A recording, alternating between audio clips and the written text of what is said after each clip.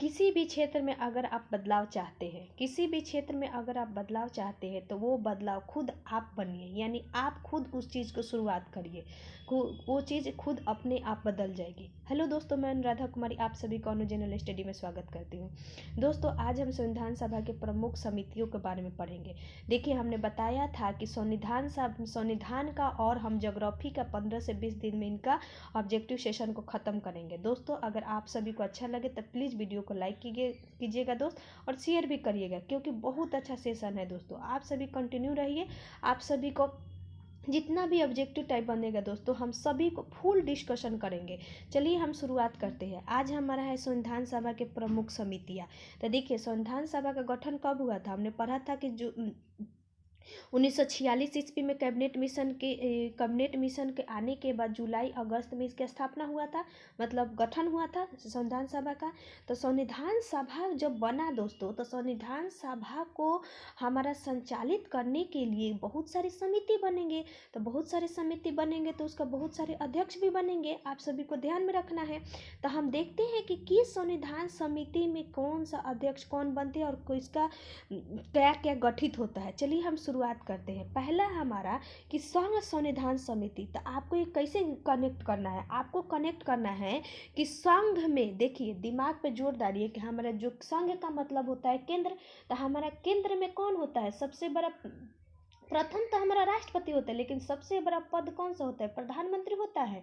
तो संघ में चले जाइए, दिमाग पे जोर डालिए कि प्रधानमंत्री से रिलेट कीजिए कि जब संघ संविधान समिति बना था ना, तो जवाहरलाल नेहरू को उस समय भी प्रधानमंत्री की तरह ही देखा जाता था। इसलिए जब हमारा देश स्वतंत्र हुआ तो इन्होंने प्रधानमंत्री का पद संभाला। तो संघ संविधान से रिलेट करिएगा जवाहरलाल नेहरू।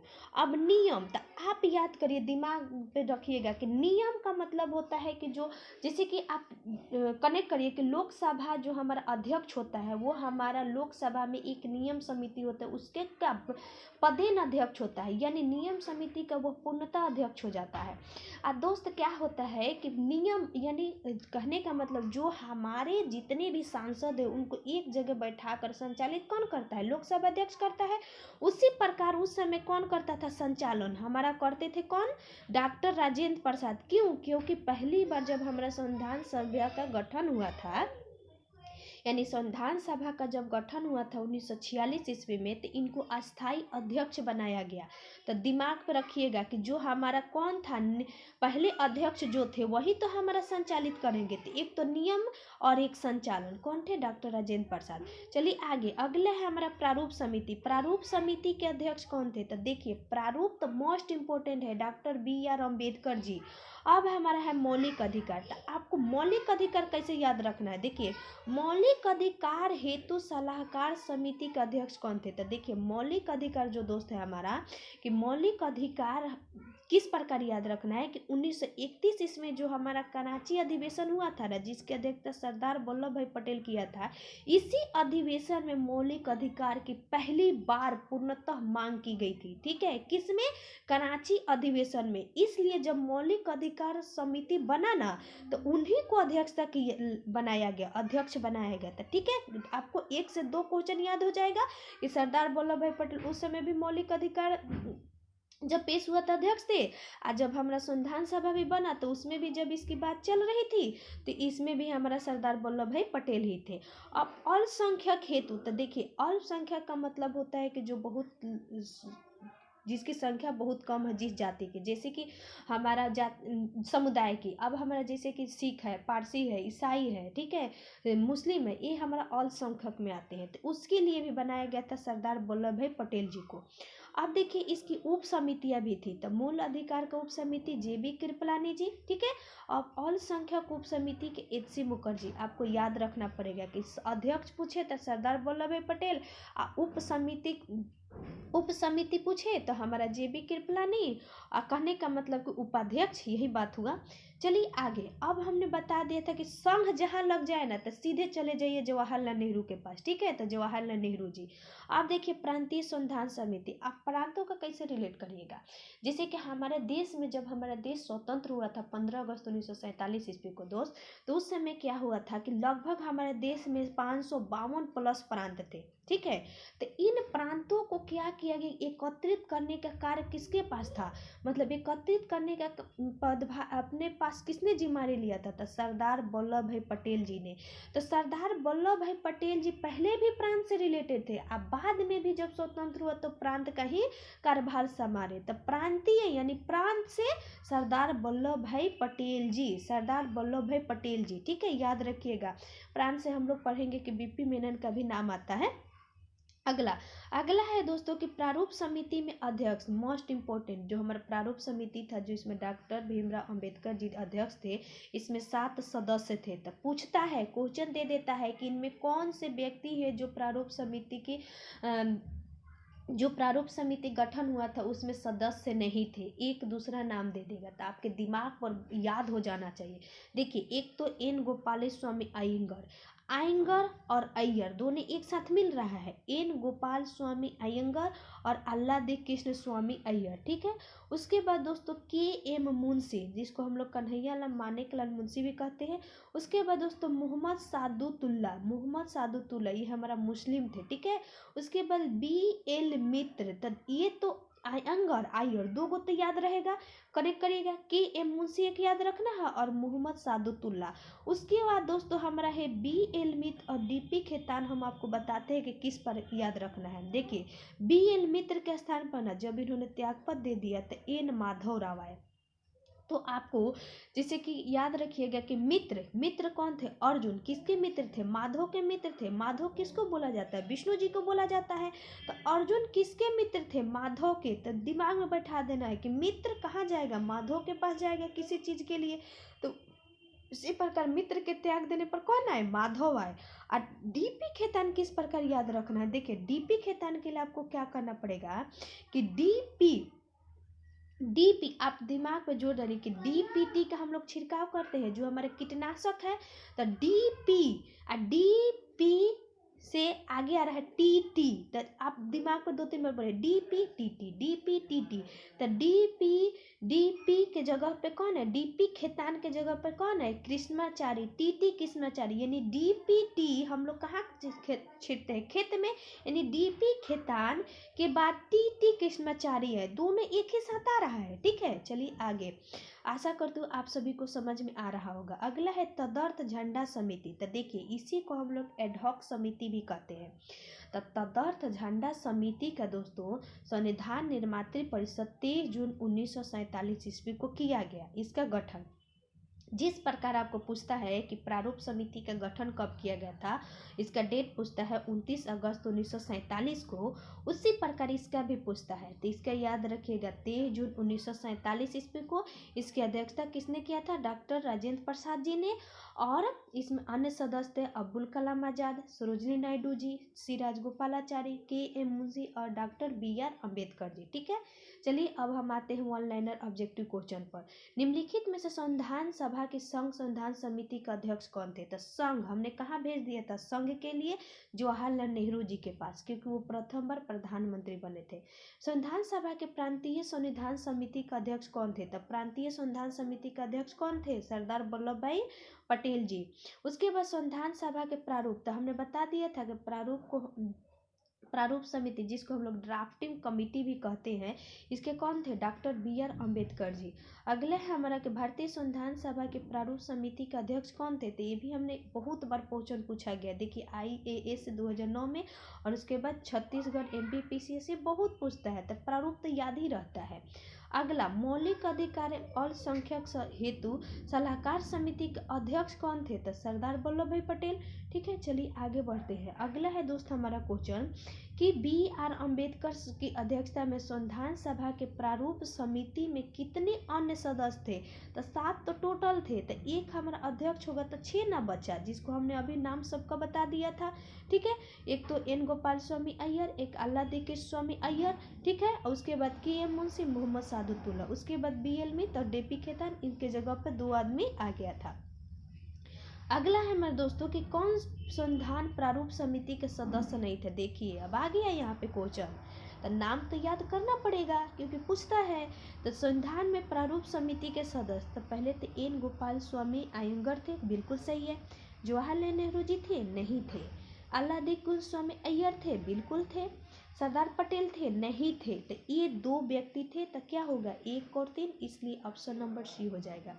अगला संविधान पांडुलेखन समिति निम्नलिखित में से कौन सा सदस्य नहीं था। पांडुलेखन का मतलब होता है ना हमारा प्रारूप समिति। तो प्रारूप समिति के अध्यक्ष कौन नहीं थे, तो जवाहरलाल नेहरू जी नहीं थे। ठीक है, चलिए आगे। संविधान सभा ने BR अम्बेडकर की अध्यक्षता में प्रारूप समिति का गठन कब किया था। तो देखिए हमने बताया था ना कि प्रारूप समिति का बार बार पूछता है। तो 29 अगस्त 1947 ईस्वी को 29 अगस्त 1947 ईस्वी को प्रारूप समिति का गठन हुआ था। ठीक है, अगला है हमारा कि संविधान निर्मात्री परिषद की झंडा समिति का अध्यक्ष कौन थे। तो हम अभी कितना बार देख लिए कि झंडा समिति के लिए किसको, डॉक्टर राजेंद्र प्रसाद जी। हम लोग अभी पढ़े तदर्थ झंडा समिति। ठीक है, तो तदर्थ झंडा समिति डॉक्टर राजेंद्र प्रसाद और निर्मात्री परिषद की झंडा समिति का अध्यक्ष डॉक्टर राजेंद्र प्रसाद। ठीक है, चलिए अगला है हमारा, यहाँ देख लीजिए कि भारतीय इतिहास में 2 झंडा समितियों का विशेष उल्लेख मिलता है। ठीक है, एक तो 2 अप्रैल 1931 ईस्वी में कांग्रेस ने कराची अधिवेशन में झंडा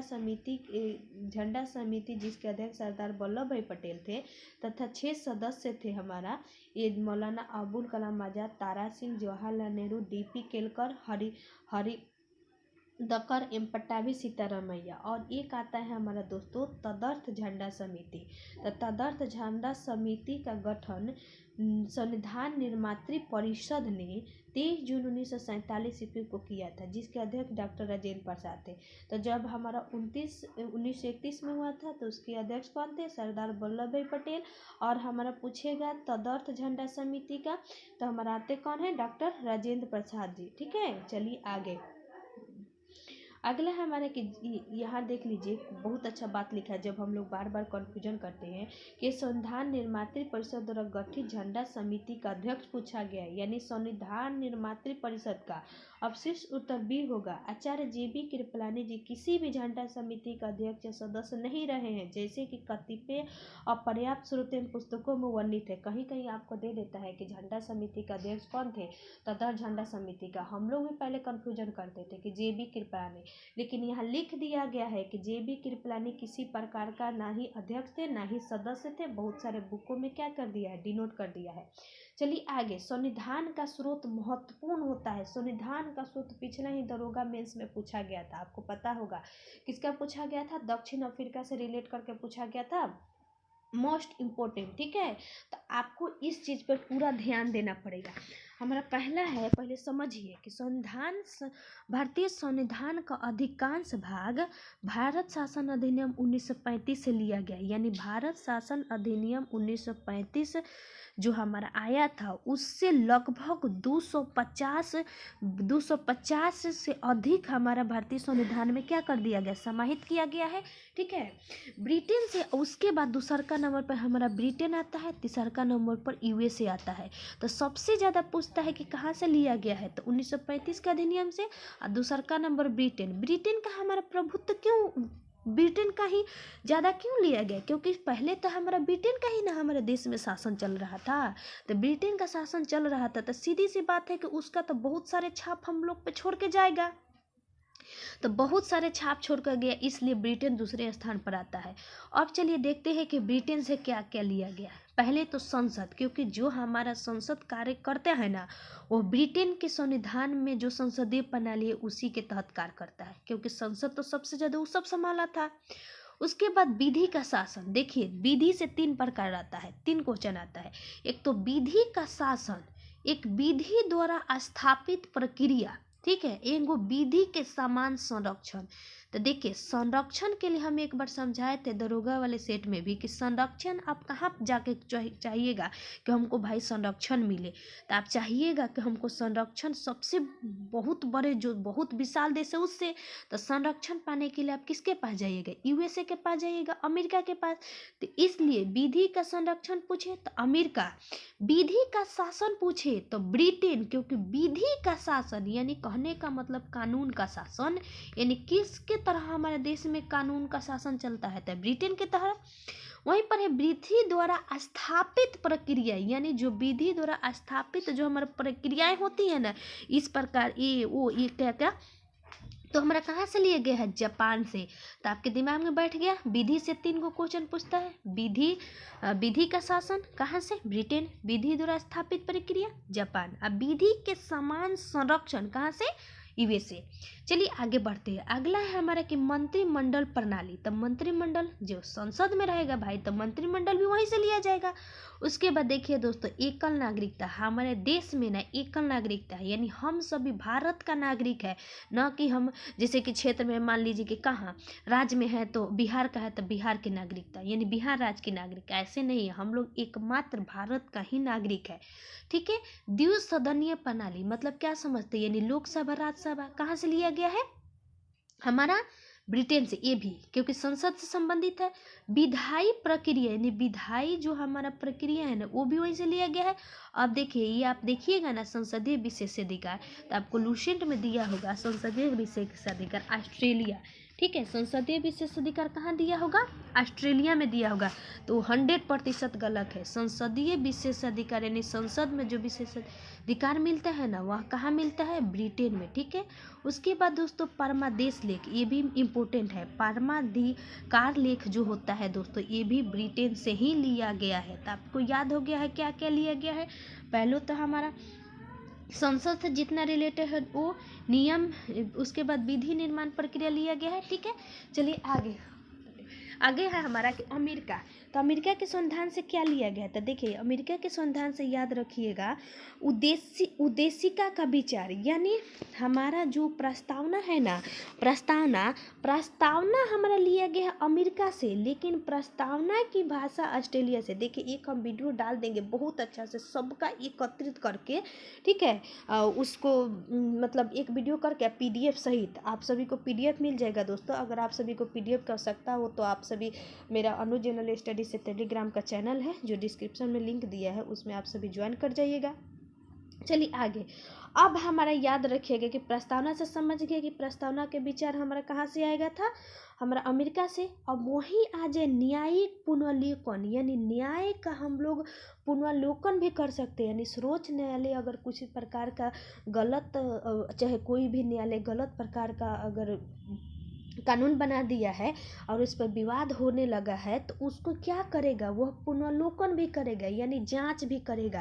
तो कहाँ से आया है? हमारा यूएसए से। वहीं न्यायपालिका की स्वतंत्रता भी कहाँ से आया है? ये हमारा कहाँ से? अमेरिका से। मूल अधिकार हमने अभी पढ़ा था ना, मूल अधिकार के बारे में सरदार वल्लभ भाई पटेल से रिलेट करके, तो ये भी कहाँ से आया है? अमेरिका से। उपराष्ट्रपति का पद, यानी देखिए राष्ट्रपति, हमारा राष्ट्रपति और उपराष्ट्रपति, ये कहाँ से है? हमारा उपराष्ट्रपति का पद कहाँ से लिया गया है? अमेरिका से लिया गया, ठीक है। वहीं राष्ट्रपति पर महाभियोग भी पूछे तो अमेरिका से। आप कहीं एक जगह लाइन बाय लाइन लिख लीजिएगा। अगला है हमारा दोस्तों उच्चतम न्यायालय एवं उच्च न्यायालय के न्यायाधीशों का हटाने की प्रक्रिया। तो देखिए, न्याय से लगभग जितना रिलेट करिएगा ना, आपका चला जाता है कहाँ? लगभग, मतलब हम सब नहीं कह रहे, लगभग अमेरिका से, ठीक है। अब चलिए आता है दोस्तों हमारा आयरलैंड। तो आयरलैंड में हमारा आता है, सबसे पहले आयरलैंड से पूछता है कि नीति निदेशक, तो ये तो महत्वपूर्ण है। राष्ट्रपति के निर्वाचन की पद्धति, निर्वाचन में पद्धति हमारा क्या होती है? अनुपातिक एकल संक्रमणीय मत पद्धति होता है, तो वो हमारा कहाँ से लिया गया? आयरलैंड से। राज्यसभा में कुछ सदस्यों का नामांकन, यानी राज्यसभा में कुछ सदस्यों को जो हमारा मनोनीत किया जाता है ना, वो भी हमारा कहाँ से लिया गया? आयरलैंड से। चलिए अब आगे बढ़ते हैं। आशा करती हूँ आयरलैंड आपको समझ में आ गया होगा, ठीक है। यानी जो हमारा राष्ट्रपति द्वारा 12 सदस्यों को मनोनीत जो करता है ना, वो भी आयरलैंड से ही लिया गया है। अगला है दोस्तों कनाडा। तो कनाडा के संविधान से सशक्त केंद्र के साथ संघीय शासन व्यवस्था, ठीक है। ये तो आप पढ़े होंगे कि संघीय शासन व्यवस्था कहाँ से लिया गया है? कनाडा से, ठीक है। उसके बाद दोस्तों केंद्र द्वारा राज्यपालों की नियुक्ति, यानी हम लोग पढ़ते हैं कि एकात्मक में आता है क्या? राज्यपाल की नियुक्ति। तो केंद्र द्वारा राज्यपाल की नियुक्ति भी क्या आती है? राज्यपाल की नियुक्ति भी क्या आती है? हमारा कनाडा से आया है, ठीक है। आगे हमारा कि उच्चतम न्यायालय का परामर्श न्यायिक निर्णय कहाँ से लिया गया है? उच्चतम न्यायालय का परामर्श न्याय निर्णय। आप पढ़ रहे होंगे 143 अनुच्छेद के तहत राष्ट्रपति कहाँ से लेता है? राष्ट्रपति सर्वोच्च न्यायालय के मतलब न्याय वहाँ के मुख्य न्यायाधीश से क्या लेता है? परामर्श लेता है। तो वही है, उच्च न्यायालय के परामर्शी न्याय निर्णय कहाँ से लिया गया है? तो ये भी कनाडा से। उसके बाद दोस्तों अवशिष्ट शक्ति कहाँ से लिया गया है? ये भी कनाडा से लिया गया है, ठीक है। उसके बाद संघ एवं राज्यों के बीच शक्तियों का विभाजन, यानी कौन सी शक्ति आपको कहाँ पे जाएगा, यानी केंद्र के पास होगा कि राज्य के पास होगा, ये भी कहाँ से लिया गया है? कनाडा के पास। यानी कनाडा से क्या क्या लिया गया? एक तो कनाडा से हमारा लिया गया केंद्र में राज्यपाल की नियुक्ति, ठीक है, एक उच्चतम न्यायालय द्वारा परामर्श न्याय निर्णय, 2 उसके बाद हमारा अवशिष्ट शक्ति कनाडा से जो कि 248 आर्टिकल में है। उसके बाद दोस्तों हमारा आता है संघ एवं राज्य के बीच शक्तियों का विभाजन, ठीक है। आशा करते हो आप सभी को समझ में आ रहा होगा। आगे है हमारा संसद के दोनों सदनों में संयुक्त बैठक, उद्देशिका की भाषा यानी प्रस्तावना, व्यापार वाणिज्य एवं समागम की स्वतंत्रता, सम्मति सूची कहाँ से लिया गया? ऑस्ट्रेलिया से। ऑस्ट्रेलिया से 4 चीज, एक तो संसद में संयुक्त अधिवेशन जो कि 108 के द्वारा होता है, ठीक है। उद्देशिका की भाषा, ठीक है, हमने अभी पढ़ा था। उद्देशिका पूछे तो अमेरिका, लेकिन भाषा पूछे तो ऑस्ट्रेलिया। व्यापार वाणिज्य समागम की स्वतंत्रता, ये भी कहाँ से लिया गया है? हमारा ऑस्ट्रेलिया। सम्मति सूची के विषय कहाँ से लिया गया? ये भी हमारा कहाँ से है? ऑस्ट्रेलिया से। याद रखिएगा, सम्मति सूची भी ऑस्ट्रेलिया से।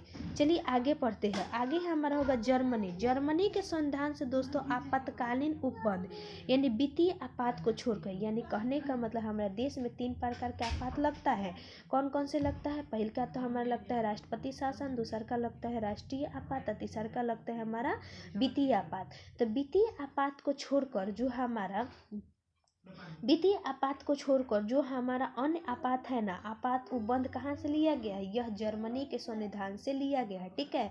वही वित्तीय आपात पूछता है दोस्तों तो 1935 के अधिनियम से लिया गया है। मोस्ट इम्पोर्टेंट, यानी आपातकाल के दौरान राष्ट्रपति के जो मौलिक अधिकार होते हैं ना, यानी मौलिक अधिकार संबंधित शक्तियाँ होती है कि आर्टिकल 20 और 21 को छोड़कर सभी को क्या हो जाएगा? स्थगित हो जाएगा। राष्ट्रपति के पास बहुत सारे अधिकार चले जाते हैं। वो कहाँ से लिया गया है? जर्मनी से लिया गया, ठीक है। लेकिन वित्तीय आपात पूछे तो 1935 के अधिनियम से। चलिए आगे, जापान से विधि द्वारा स्थापित प्रक्रिया, हमने अभी पढ़ा था ना कि विधि द्वारा स्थापित प्रक्रिया जापान, ठीक है, जापान से। अब आइए हमारा आता है दक्षिण अफ्रीका। तो देखिए पिछला बार ये पूछा गया था कि दक्षिण अफ्रीका से संविधान संशोधन की प्रक्रिया जो कि 368 है हमारा। उसके अलावा राज्यसभा के सदस्यों का निर्वाचन, यानी राज्यसभा के सदस्यों का निर्वाचन भी पूछे दोस्तों। तो ये कहाँ से लिया गया? हमारा लिया गया है दक्षिण अफ्रीका से। यानी राज्यसभा में जो सदस्यों का निर्वाचन किया जाता है ना, जितने भी सदस्य होते हैं उनका, ये कहाँ से लिया गया है? दक्षिण अफ्रीका से लिया गया है। चलिए आगे, अगला हमारा मूल कर्तव्य प्रस्तावना में न्याय। 3 प्रकार के न्याय है, सामाजिक, आर्थिक, राजनीतिक न्याय। तो मूल कर्तव्य और प्रस्तावना में जो 3 प्रकार के न्याय है, यह सोवियत संघ रूस से लिया गया है। यानी रूस से मूल कर्तव्य और उसके अलावा हमारा जो प्रस्तावना में न्याय है इसको लिया गया है। आप याद रखिएगा। चलिए आगे पढ़ते हैं। अब इससे क्या क्या क्वेश्चन बनते हैं, मोस्ट इंपॉर्टेंट, आप सभी ध्यान पूर्वक देखिएगा। आपको लग रहा होगा घाँच बीज, लेकिन नहीं दोस्त, आप एक बार सुनिए, उसको कहीं नोट कीजिए, फिर अपने से एक बार पढ़ लीजिए, ठीक है। ऑब्जेक्टिव आप जैसे बनाइएगा ना, चलिए ऑब्जेक्टिव आप बनाइएगा ना, तो ऑब्जेक्टिव बनाने के बाद आपका सब डाउट क्लियर हो जाएगा कि किस प्रकार क्वेश्चन पूछता है। संविधान में उद्देशिका का मतलब प्रस्तावना, जिसको हम इंग्लिश में प्रीएम्बल कहते हैं, ठीक है। कहाँ से लिया गया? अमेरिका के संविधान से, ठीक है। अगला है हमारा कि यह देखिए, उद्देशिका की भाषा पूछे तो ऑस्ट्रेलिया, लेकिन उद्देशिका पूछे तो हमारा अमेरिका। भारतीय राजनीतिक व्यवस्था में इनमें से कौन सा सर्वोच्च है? तो सर्वोच्च सबसे ज़्यादा कौन सा है दोस्तों? हमारा संविधान है। यानी भारतीय राजनीतिक व्यवस्था में सबसे ज़्यादा सर्वोच्च हमारा संविधान है, ठीक है, याद रखिएगा। चलिए आगे, अगला क्वेश्चन है कि भारत में न्यायिक पुनर्विलोकन, हमने बताया था कि अगर किसी प्रकार का आप निर्णय दे देते हैं तो आपको न्यायिक पुनर्विलोकन का भी अधिकार मिलता है। तो ये कहाँ से मिला है? यूएसए से मिला है, ठीक है। अगला है हमारा दोस्तों कि देखिए यहाँ समझ लीजिए कि न्यायिक पुनरीक्षण की संकल्पना यूएसए से लिया गया है। इसका आज से है, यानी इसका मतलब है कि सर्वोच्च न्यायालय में विधायी एवं आदेशों का न्यायिक पुनर्लोकन कर सकता है तथा उन नियमों एवं आदेशों को शून्य घोषित कर सकता है। यानी हम अगर किसी प्रकार का निर्णय आ गया है तो हम उसकी जांच करके उसको क्या कर से हटा सकते हैं, ठीक है। यही प्रावधानों का उल्लंघन अगर करता है संविधान के तब, ठीक है। तो कहाँ से लिया गया? अमेरिका से। न्यायिक पुनर्लोकन की व्यवस्था कहाँ कहाँ है, ये बहुत पूछता है। एक तो भारत में है जो हमारा अमेरिका से लिया गया, और एक यूएसए में है। तो कहाँ कहाँ है? ये भारत में और अमेरिका में।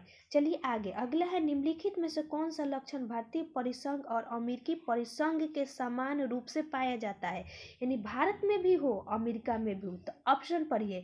एक ही नागरिकता, बिल्कुल गलत है, हम लोग तो ब्रिटेन से लिए हैं। संविधान में 3 सूचियाँ, तो हम लोग 3 सूचियाँ कहाँ से लिए? समवर्ती सूची जो हमारा था, हमने अभी पढ़ा था, कहाँ से लिए गए थे समवर्ती सूची? ऑस्ट्रेलिया से लिया गया था, ठीक है। तो आगे चलिए, हमारा अगला है हमारा कि न्यायपालिका की द्वैधता। न्यायपालिका की जो द्वैधता है, ये बोल रहा है कि न्यायपालिका की द्वैधता। अगला है संविधान के निर्वाचन के लिए परिसंघीय उच्चतम न्यायालय। तो देखिए आप याद रखिएगा कि संविधान के निर्वाचन के लिए परिसंघीय उच्चतम न्यायालय, यानी कहने का मतलब कि किसी प्रकार का वही हुआ कि न्यायिक पुनर्लोकन जो हमने अभी पढ़ा था ना, वही बात हुआ, यहाँ भी वही बात कह रहा है, ठीक है। तो ऑप्शन नंबर डी। अगला है हमारा दोस्तों कि भारत में संघात्मक व्यवस्था कहाँ से लिया गया था? संघात्मक व्यवस्था कहाँ से लिए थे? कनाडा से। यानी भारत में संघ एवं राज्यों का संबंध भी कहाँ से था? हमारा कनाडा से था। और सबसे ज़्यादा शक्ति किसके पास होगा? संघ के पास होगा। तो कहाँ से है? कनाडा से। उसके बाद अगला है हमारा दोस्तों कि भारतीय संघवाद किस देश की पत्ती पर है? यानी संघ वनी कनाडा। चलिए आगे, अगले है हमारे दोस्तों कि भारतीय संविधान में राज्यों के संघ की संकल्पना प्राप्त है, यानी राज्यों का संघ कहाँ से लिया गया है? राज्यों का संघ पूछ रहा है दोस्तों, तो हमने अभी कहाँ पढ़ा था? ब्रिटिश नॉर्थ अमेरिकन अधिनियम से। तो इसका कहने का मतलब कि राज्यों का संघ है, यानी ब्रिटिश नॉर्थ अमेरिका अधिनियम से। यानी आप दिमाग पे जोड़ दीजिए कि ब्रिटिश नॉर्थ, यानी नॉर्थ का मतलब उत्तर होता है, नॉर्थ। तो यहीं पे हमारा क्या है? कनाडा उत्तर में पड़ता है। यूएसए जब देखिएगा ना दोस्तों, तो इसके ऊपर कनाडा पड़ता है, तो वही बात हुआ। लेकिन ऑप्शन सीधा सीधी नहीं दिया है, आपको दिमाग लगाना पड़ेगा। नॉर्थ अमेरिका के अधिनियम से, यानी कहने का मतलब अमेरिका के नॉर्थ में कनाडा है, वहीं से, ठीक है। देखिए यहाँ लिख भी दिया है कि नॉर्थ अमेरिका एक्ट का मतलब ही होता है कनाडा। चलिए आगे, भारतीय संघीय प्रणाली ब्रिटिश संसदीय प्रणाली से इस बात से भिन्न है। किस प्रकार भिन्न है? यानी भारत का जो संसद है वो ब्रिटेन के संसद से किस प्रकार भिन्न है? पहला कि वास्तविक एवं नाममात्र दोनों प्रकार की कार्यपालिका, ये तो दोनों में है, बिल्कुल सही है। ये तो भिन्न नहीं होगा, क्योंकि भारत में भी वास्तविक होते हैं और नाममात्र होता है। वास्तविक में हमारा आ जाता है कौन? प्रधानमंत्री। या नाममात्र में आ जाते हैं राष्ट्रपति। उसी प्रकार वहाँ पे जो हमारा नाममात्र का जो होता है ना, कौन होता है? वहाँ ब्रिटेन का सम्राट होता है, लेकिन वास्तविक वहाँ के प्रधानमंत्री होते थे। ये तो है सामूहिक उत्तरदायित्व, बिल्कुल है। सामूहिक उत्तरदायित्व का मतलब कि संसद का सामूहिक उत्तरदायित्व किसके प्रति रहेगा? लोकसभा के प्रति। ये भी है द्विसदनीय विधायक, ये भी है हमारा, यानी एक लोकसभा हो गया, एक राज्यसभा हो गया, ये भी है। देखिए दोस्तों, न्यायिक पुनर्लोकन यानी जुडिशियल रिव्यू हमने कहाँ से लिया था? अमेरिका से। तो यह ब्रिटेन में नहीं है, ठीक है। आगे, निम्नलिखित में से कौन सा कथन सत्य है? अगला हमारा बोल रहा है कि सत्य पूछ रहा है, ध्यान दीजिएगा।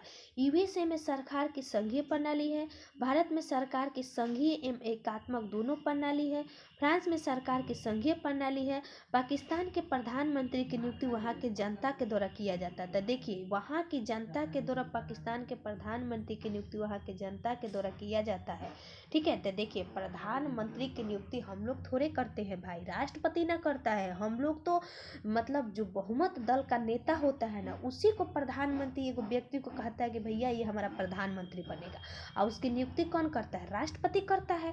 तो उसी प्रकार पाकिस्तान में भी यही प्रावधान है। फ्रांस में सरकार की संघीय प्रणाली है, तो नहीं, फ्रांस में संघीय प्रणाली नहीं है। अगला है कि भारत सरकार में संघीय एक एकात्मक दोनों प्रणाली है, तो बिल्कुल नहीं, क्योंकि भारत में हमारा क्या है, संघीय प्रणाली है, ठीक है। क्योंकि हमारा भारत जो है ना पूरी तरह से संघ के प्रति क्या है, समर्पित है। संयुक्त राज्य अमेरिका में सरकार की संघीय प्रणाली, तो बिल्कुल सही, आप समझ रहे हैं क्यों, क्योंकि सॉरी दोस्तों, हमारा देश में ना संघीय में एकात्मक दोनों है। कहने का मतलब कि एक तो फेडरल भी है और एकात्मक ही है। जिस प्रकार हमारे देश में कुछ बहुत सबसे ज़्यादा हमारा संघ के प्रति है, लेकिन कुछ हमारा राज्यों के प्रति भी है। दो उधर हम ध्यान नहीं दिए थे, आप सभी ध्यान दीजिएगा यहाँ पे कि कुछ सबसे ज़्यादा प्रावधान तो हमारा संघ में दिया गया है भारत में, लेकिन कुछ कुछ प्रावधान हमारा राज्यों को भी दिया गया है। तो इसलिए यह गलत हो जाएगा। क्योंकि अगला है हमारे दोस्तों कि संयुक्त राज्य अमेरिका ने की सरकार में संघीय प्रणाली है, तो बिल्कुल सही है। क्योंकि आप समझ रहे हैं संघीय का मतलब होता है कि संयुक्त राज्य अमेरिका में हमारा संघीय प्रणाली है। अगला समझिए कि अमेरिका के संविधान में संघीय प्रणाली स्पष्ट उल्लेख है, ठीक है।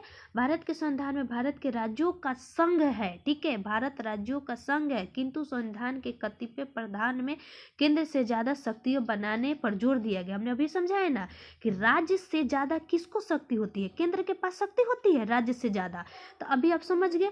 चलिए आगे, अगला है हमारा दोस्तों कि भारत के संविधान में सम्मिलित समवर्ती सूची, तो समवर्ती हमने कहाँ पढ़ाया था, ऑस्ट्रेलिया पढ़ाया था। चलिए आगे, भारत के संविधान में समवर्ती, तो सीधी सी बात है समवर्ती 20 बार पूछा गया है, तो ऑस्ट्रेलिया के संविधान से। आगे हमारा क्वेश्चन कि भारत के संविधान निर्मात्री में 7वीं अनुसूची में वर्णित समवर्ती सूची कहाँ से लिया गया, तो समवर्ती सूची कहाँ से लिया गया है, ऑस्ट्रेलिया से। अब यहाँ पे एक और बात आया गया कि 7वीं अनुसूची में ही 3 सूचियाँ है, एक तो संघ सूची, राज्य सूची और समवर्ती सूची। समवर्ती सूची फिर पूछ दिया था दोस्तों ऑस्ट्रेलिया के संविधान से। फिर बोल दिया कि राज्य के नीति निर्देशक कहाँ से लिया गया, तो आयरलैंड से, अभी हमने पढ़ा था आयरलैंड से। आयरलैंड में नीति निर्देशक तत्व भाग 4 में है, जो अनुच्छेद 36 से 51 है। भारतीय संविधान में अन्य देशों के संविधान में कुछ विशिष्ट प्रावधान लिए गए हैं जो राज्य के नीति निर्देशक तत्व है, तो नीति निर्देशक तत्व कहाँ से लिया गया है, आयरलैंड से। अगले हमारा क्वेश्चन है कि राज्यसभा के गठन, प्रतिमा एवं अनुभव सेवा प्रतिनिधि देने वाले भारतीय संविधान निर्मात्री निम्नलिखित में से प्रभावित है, तो कहाँ से दोस्तों, आयरलैंड के संविधान से। वही बात हुआ कि नीति निर्देशक तत्व वाला बात, ठीक है। चलिए आगे, अब हमारा मिलान है, तो दिमाग पर अपने से मिलाइए। जैसे कि मूल अधिकार कहाँ से लिया गया, अधिकार अमेरिका से। शासन की संसदीय प्रणाली, संसद कहाँ जाएगा, यूके में, ब्रिटेन में। आपात उपबंध कहाँ था, जर्मनी। राज्य की नीति निर्देशक कहाँ था, आयरलैंड। तो आप इस तरह का मिला लीजिएगा, ए के 2 बी का 1, तो ए के 2 बी का 1 किस में है, ऑप्शन नंबर सी में है। चलिए आगे, अगला है हमारा कि सूची 1 को सूची 2 से मिले। पहला है हमारा मौलिक अधिकार, तो कहाँ जाएगा, अमेरिका के पास। राज्य के नीति निर्देशक कहाँ जाएगा हमारा, राज्य के नीति निर्देशक आयरलैंड। मंत्रिमंडल कहाँ जा रहा था, ब्रिटेन के पास। केंद्र राज्य संबंध कहाँ जा रहा था, कनाडा के पास। तो 1 के 4 और डी के 1, 1 के 4 डी के 1 देखिए, तो ऑप्शन नंबर किस में है, इसमें है। और हमारा बी के क्या था, बी के हमारा क्या था, 3 था, तब बी के 3 इसमें है, ऑप्शन नंबर ये में, ठीक है। चलिए आगे बढ़ते हैं। अगला है हमारा दोस्तों कि क्वेश्चन है निम्नलिखित में से कूट 1 को कूट 2 से सुमिलित कीजिए। पहला है हमारा कि विधि का शासन, तो विधि का शासन कहाँ से लिया गया दोस्तों, यानी विधि का शासन कहाँ था हमारा। चलिए आगे बढ़ते हैं, एक एक पहले मिला लेते हैं। विधि द्वारा स्थापित प्रक्रिया, जापान। राष्ट्रपति के विचारार्थ राज्यपाल द्वारा विधेयक को सुरक्षित रखना और विस्तृत उभयनिष्ठ सूची, तो ये ऑस्ट्रेलिया से लिया गया समवर्ती सूची। और राज्यपाल के लिए, राज्यपाल कोई विधेयक, जैसे कि अनुच्छेद 200 पढ़िएगा कि राज्यपाल जो होता है ना, कोई भी विधेयक को अपने पास रखता है, तो ये हमारा कनाडा से लिया गया है। विधि का शासन ब्रिटेन से, ठीक है। चलिए आप सभी को आशा करती हूँ दोस्त समझ में आ रहा होगा। अगला है हमारा कि राज्य के नीति निर्देशक तत्व, आप मिलाते जाइए। राज्य के नीति निर्देशक आयरलैंड, मूल अधिकार अमेरिका, संघ राज्य संबंधों में समवर्ती सूची ऑस्ट्रेलिया। भारत राज्यों का संघ है, यह कहाँ से लिया गया है, भारत राज्यों का संघ है। और यह शक्ति, अधिक शक्ति किसके पास होगा, कनाडा के पास। यानी भारत राज्यों का संघ है, लेकिन सबसे ज़्यादा शक्ति किसके पास होगी भाई, कनाडा का, किसके पास होगी, संघ के पास होगी। तो कहाँ से लिया गया था, कनाडा के से लिया गया था, जिसको हम लोग नॉर्थर्न एक्ट भी कह रहे थे। अगले है हमारे दोस्तों कि मौलिक कर्तव्य, कर्तव्य कहाँ से लिया गया था, और प्रस्तावना में 3 न्याय, सोवियत संघ रूस से लिया गया था। अगले है हमारा दोस्तों कि भारत का संविधान सबसे अधिक लंबा हो गया है। क्वेश्चन है हमारा कि कुट मिलाना है कि भारत का संविधान सबसे अधिक लंबा हो गया है। मौलिक अधिकारों का अध्ययन अमेरिका के संविधान के मॉडल से लिया गया है। तो देखिए लंबा तो है लेकिन यह व्याख्या पूरी तरह से नहीं कर रहा होगा। मानते हैं कि अमेरिका के संविधान से लिया गया लेकिन पूर्णतः व्याख्या नहीं कर रहा होगा, जब क्योंकि भारत के संविधान में बहुत सारे ना चीज लिया गया है। ठीक है, चलिए आगे है हमारा क्वेश्चन। आगे हमारे कि भारतीय संविधान में सन्निहित मूल अधिकारों का अवधारणा किस संविधान से लिया गया है। तो मूल अधिकार अभी हमने पढ़ा था अमेरिका से। ठीक है, चलिए आगे अगला है हमारा कि भारतीय संविधान में मूल अधिकार। तो भाई मूल अधिकार तो इतना पूछता है ना कि अमेरिका के संविधान से लिया गया है, आप रट जाइए। अगला है हमारा कि संविधान लिखित संविधान का प्रारंभ किस देश से लिया गया है। तो देखिए ऑप्शन में यहाँ पे अमेरिका दिया है, लेकिन सबसे पहले अवधारणा दोस्तों आप पढ़िएगा कि फ्रांस में आया था। ठीक है, तो यहाँ पे हमारा अमेरिका हो जाएगा। ठीक है, चलिए आगे अगला है हमारा, पढ़ लीजिए कि संयुक्त राज्य अमेरिका के संविधान प्रथम पूर्ण लिखित संविधान है जो विश्व का सबसे छोटा लिखित संविधान है। ठीक है, समझ रहे हैं, सबसे छोटा लिखित संविधान पहला है जो हम पढ़ेंगे कि 1779 ईस्वी में ही 89 में सॉरी दोस्तों लागू हो गया था। ठीक है, ये हमारा वहाँ का संविधान क्या हो गया था, लागू हो गया था, जिसमें मात्र सात ही अनुच्छेद है। ठीक है, कितने अनुच्छेद है, 7 ही अनुच्छेद है। ठीक है, भारत का संविधान विश्व का सबसे बड़ा लिखित संविधान है जिसमें 395 अनुच्छेद है। इससे आप समझ में आ गया कि अमेरिका के जो संविधान है हमारा, जिसमें 7 ही अनुच्छेद है, जिसको 1779 ईस्वी में क्या कर दिया गया था, लागू कर दिया गया था। चलिए आशा करती हूँ दोस्तों आप सभी को समझ में आ गया होगा। देखिए हम इसी प्रकार दोस्तों जितने भी सीरीज होंगे ना हम फुल डिस्कशन के साथ लाएंगे। प्लीज़ दोस्तों इस वीडियो को शेयर करिएगा। थैंक यू सो मच दोस्तों।